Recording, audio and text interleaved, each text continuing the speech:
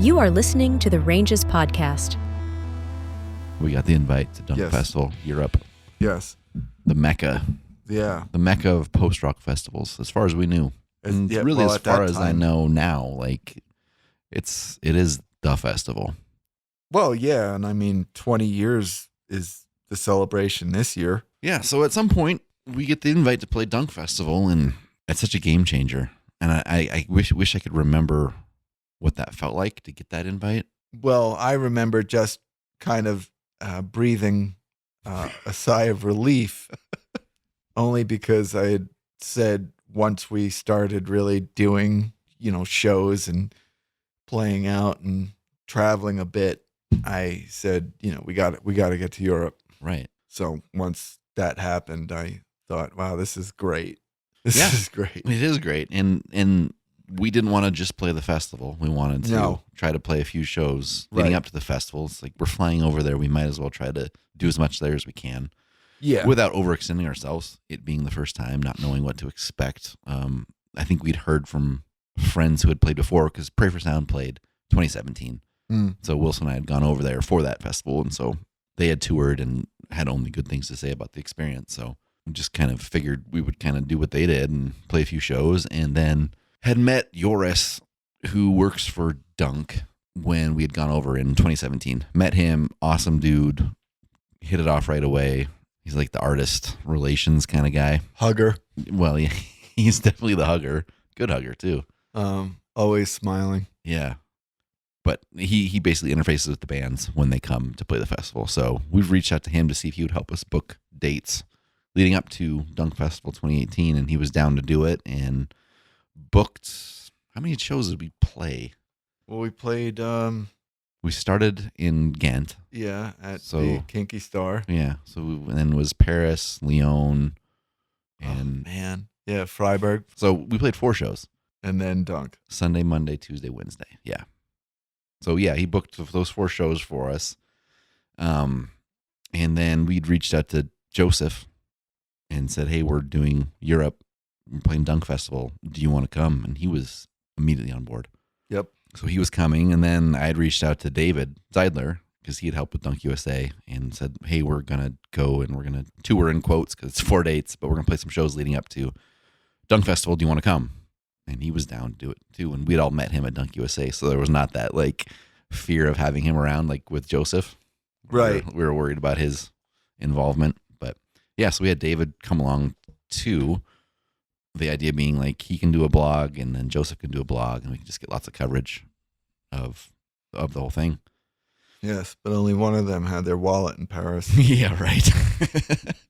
And then Chuck was down to, I don't think we invited him. I think he just heard about it and said, "I will be there at Dunk." He was just there Yeah, for the festival. he was going to travel. So yeah, Chuck was going to meet us at Dunk Festival and do sound in Belgium, which was, I think he was stoked on. Yeah, especially when he got there and saw what the venue. Yeah. So then it Nice. was getting plane tickets figured out and figuring out travel and then backline and van rental. And I don't think I had any help with this. I think it was just kind of doing some research and found tour support in Belgium, in Ghent, that rented vans and backline. Emailed them, they got right back and they were just helpful and hooked us up with a sweet van and gear. So that was all taken care of. Got plane tickets. I think we must have left Saturday morning Yeah. and flew to, oh yeah, right. We flew to Seattle and had an 8-hour layover in Seattle. Was that the first time too? Yeah, I think that was both times. Oh, okay. It's just kind of been our thing. So yeah, left at like 6 a.m. from Bozeman. Got to Seattle at 7 probably because the time change. And hung out there for 8 hours in the airport. Had breakfast, lunch, and probably close to dinner. Yep. Yeah, and then we flew Iceland Air, so then flew to Reykjavik from Seattle. Yep. Got a chance to be in Iceland. The year before Wilson and I had gone, we had done a stopover, so we were able to kind of tour around Iceland just a little bit. Yeah. Do the Blue Lagoon, which I'm still going to take you to at some point. Yeah, I've got to go. Yeah. But we That. found Joe and the Juice this time. Oh, right. Yes, Joe and the Juice. That's our jam, Mm-hmm. which according to Europeans is not supposed to be a jam. Yeah.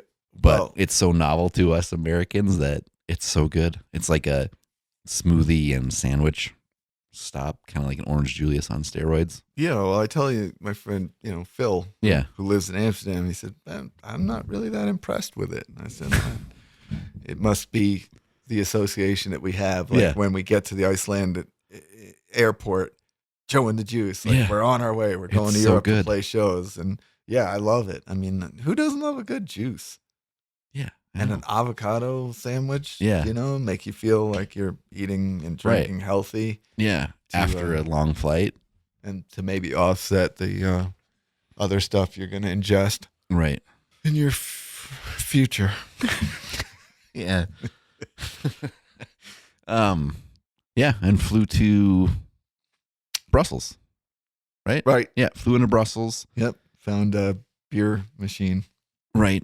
Because they have beer vending machines in the airport. Mm-hmm. I remember being worried about customs and Right. because we had all our gear, guitars and stuff, and then merch in our Right. suitcases, and thinking that we'd have to smuggle that through. And it's so easy to get into Europe. You just slide right on in and you're out. And it was great. And then Joseph shows up, and that was awesome to see him. Oh, yeah. And then, we got picked up by tour support. So Right. Dries was the guy who was running tour support at the time. He brought the van, picked us up at the airport, and then drove us back to Ghent. So when we dropped him off, and then we were off to our first show, which was in Ghent at the Kinky Star. Yep. One of Which the best is- dive bars in Yeah. the world. So tiny. Yeah, really small. And But the green room. yeah, The ladder. the stairs of death. Oh, my God. More stairs of death. That seems to be a trend. Yeah. Yeah. Like really steep stairs, rickety stairs. I won't. It's a ladder. It's It's not basically a stairs. ladder, It's yeah. you climb a It's like ladder a to tipped get over ladder, kind of. your green room. But yeah, we had to carry some gear up those stairs and then hung out in the green room. Was just so surreal to have been up for however long we were up traveling, and then to be at a venue going to play our music in front of people on the other side of the world, essentially. Yep. It was so exciting. It was so awesome. And the Amsterdam guys played that show with us. So Yep. we met Tim and Tom for the first time, and the rest of that crew, and awesome dudes. I think you shared a drum set that night. 'Cause Yeah, the I did. space was so small. Yep. Yeah. And I think we shared amps too. Yeah, I think we shared a lot because, otherwise, there was no place to put anything else. Tiny little place. You know? But the show was great, small room, so it felt packed, and it was just so crazy to be playing the music we'd written in this basement in Belgium. It's Yeah. like, finally did it. Like I feel like that was our goal. Like you said, absolutely. that was the goal. It certainly was mine Yeah, on an individual. right. Growing up and playing shows around Montana, that's as much as you really did. And for me, that's what I Right. did. And so to get out of that and to be able to go across the ocean and do this was, Well, I don't know, it was awesome. that's what I kept imparting on you guys, because I had done a European tour with Scarhead years before this happened, and Right. I said it's a different ball game in Europe. They just, especially, it seemed to me that American bands that went to Europe and played had a really good response and a better response, and it was something that I really wanted to experience again with you guys, and that was what was happening. Yeah. Yeah. I love traveling the world, and I love traveling the world because I play in a band, I know. and this was the beginning of what's now been multiple trips I know. to different parts of the world. But when it's the first one, you're like, oh man, this is great. Yeah. Yeah. And I didn't realize that this is where the perfecto Yeah. happened. I know. I didn't remember that was the perfecto moment either, but it totally was the perfecto moment. Do you want to explain that? Yeah.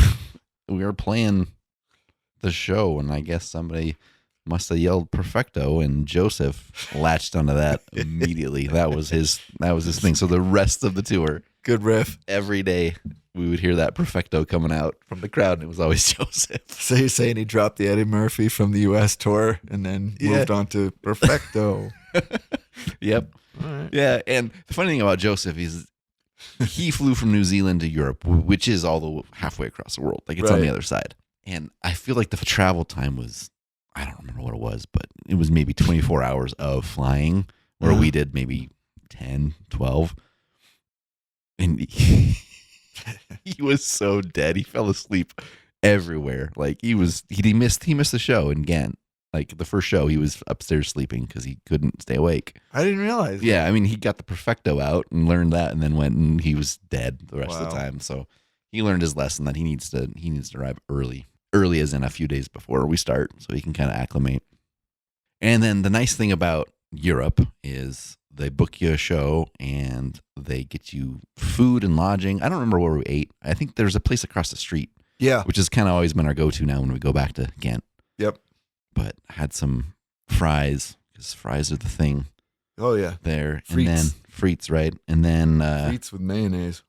Yeah, it's good stuff. I've never done the mayonnaise thing before. Oh God, it's the now best. it rules. And it's better there. You try to do it here, and it's just not quite the same. There's It's not something the about same, but it's like an homage. Right, totally. So that night we stayed with Lute, who was a friend of the Dunk guys, I think.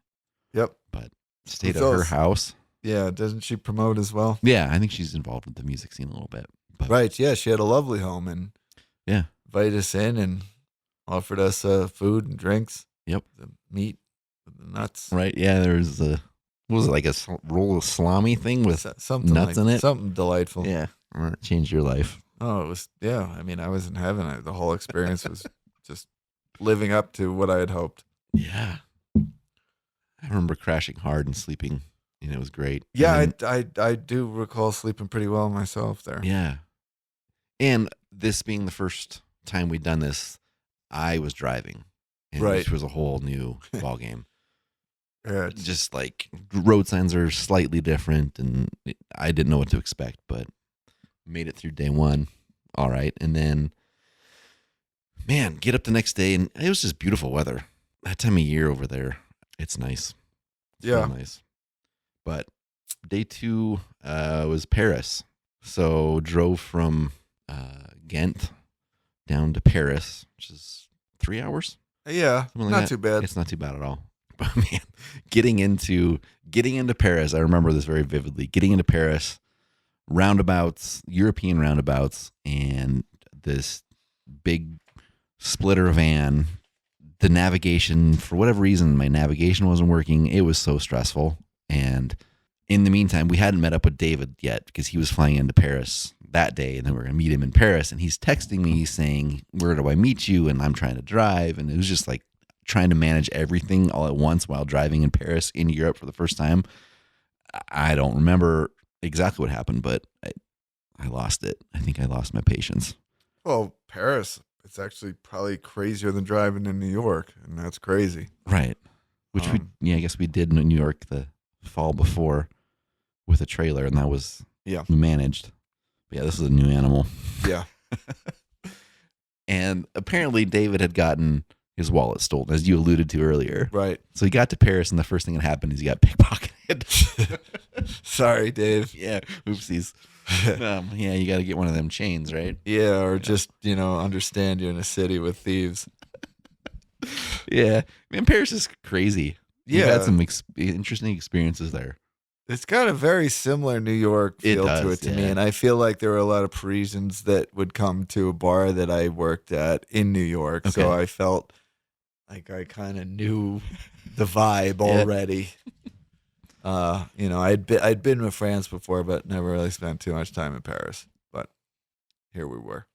Yeah. So somehow I think we must have told David to get an Uber or something and just meet us at the venue because we can't drive. Oh, right. To get you. I don't know where I am. Yeah, it's too much. You just need to figure it out, man. So he did, and I don't remember how he resolved his wallet issue, but it all worked out in the end. But we make it to the L'Internationale, which is the venue in Paris. It was really cool downstairs. That was a cool venue. And Tiffany was the promoter who had connections with Dunk and a lot of other bands to work with her, and she was awesome. She was really good to work with. She brought food, baguettes, and all kinds of awesome food, and it was delicious. So we loaded in, sound checked, ate, hung out. Didn't really go anywhere. I know Joseph walked around Paris a little bit, but Oh yeah, I went out a little bit because he had told me that he found there's a street artist that I kind of like, Invader, Yeah. who's from Paris. Right. And he said that he saw some, so I had to go out and see it for myself. Did you see it? Yeah, I took Okay. a picture of it. Nice. Yep. Okay. Yeah, found one. Yeah. The venue was a ways away from like the central area of Paris as far as like Eiffel Tower and Oh Notre yeah, Dame yeah. and We stuff, saw so- nothing. No, we didn't see any of the sights. There's no Like trips to the Louvre. no. The year before, Wilson and I flew out of Paris, and so we walked from Notre Dame to Eiffel Tower. It was a long walk. Wow. I remember I was pulling a suitcase with like plastic rubber wheels Ugh. and on the cobblestone, just Oh, wore yeah. them right off. Like there was no wheels left. It's like, I'm not gonna walk that again. That was a long walk. Yeah. Anyway, show we played with bands Nord and Nordcap. The Lost in Kiev guys came to our show because they're from Paris. Okay. And it was really cool to meet them. Very nice guys. Show was great. There's a lot of people there. Yep. And this would have been a Monday night too. Yeah. Do you remember any specifics from that show?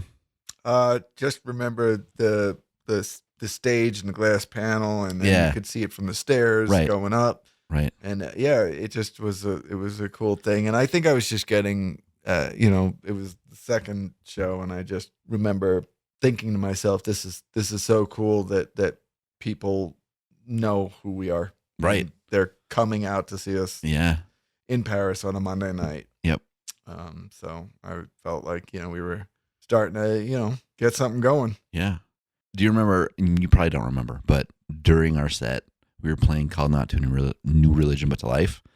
And there's that weird break in that song. Like it's in 4/4, I think. But there's a weird timing break. And you missed a hit or you went early on something. And so I thought we were going to get off. And we'd never gotten off the click before. And so I had a moment of panic thinking like, oh no, here we go. We're going to get off. But like you adjusted somehow and got back on. Do you remember that? Not at all. Oh yeah. No, I remember being freaked out because it's like, oh no, here it goes. Because then if we get off by 2 beats, the backing track and like the keys are going to be off and it's going to be bad. But you nailed it. I'm You glad. Still always end up nailing it. After the show, we load out and Tiffany is going to take us to her grandparents' place to stay the night. They live outside of Paris. And so I'm thinking, great, she can drive and, we'll be on our way. And of course, most French people that I've met, they don't have a driver's license because they don't need it because they just do the subway system or whatever. Right. So yeah, I had to drive, I was hoping I wouldn't have to drive, but I had to drive. Night driving in Paris was a lot easier. And you were getting out of Paris. Right. Which Yeah. also probably made you happy.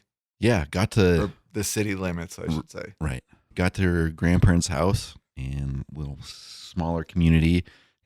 And they have like this gated driveway Mm-hmm. that's European size. So it's tiny.